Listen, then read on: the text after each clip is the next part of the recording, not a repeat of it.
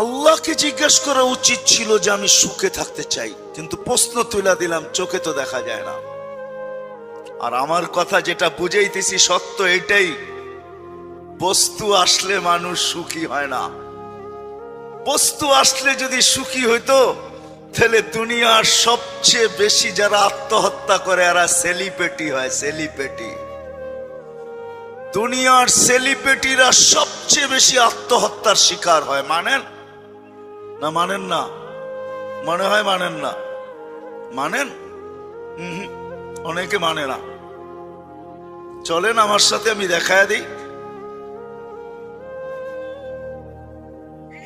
সবচেয়ে বেশি অশান্তিতে ফিল করে যারা দুনিয়ায় সবচেয়ে বেশি সেলিব্রিটি হয়, এরা অশান্তি সবচেয়ে বেশি ফিল করে। নাইলে নিজের পিস্তল নিজের মাথায় কেন লাগতো? মনে হয় বুঝাইতে পারি না, ঠিক না? তাইলে নিজের টাকার কিনা রশি নিজের গলায় কেন লাগতো? দেখাবো দুই চারজন। সত্য এটাই, সত্য এটাই। বস্তু দিয়া মানুষ সুখী হইতে পারে না, তাইলে তো ঐশী সবচেয়ে সুখী হইতো। ইতিহাস তাকায় দেখেন, প্রতি মাসে 1 লাখ টাকার একটা বান্ডেল, হাত খরচ, বিলাসবহুল ফ্ল্যাট আর পার্সোনাল গাড়ি, এক বাপের এক মেয়ে, ও সবচেয়ে সুখী হইতো। ও তো সুখী না বিদায় ভাবছে মা বাবাকে শেষ করে দিলেই মনে হয় আমি সুখী হব, আই এম হ্যাপি। ঠিক না?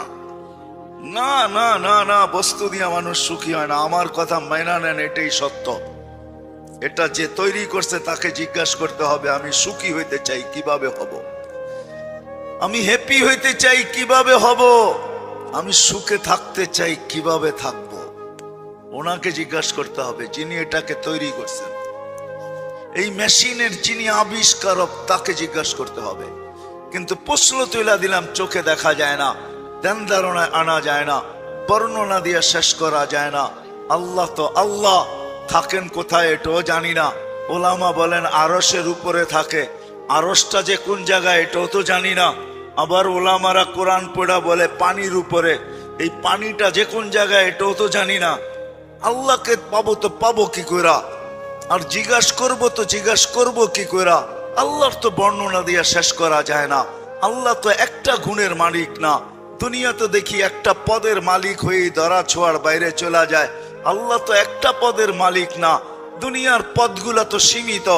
আল্লাহর পদের তো কোনো সীমা রেখাই নাই, শুরু করতে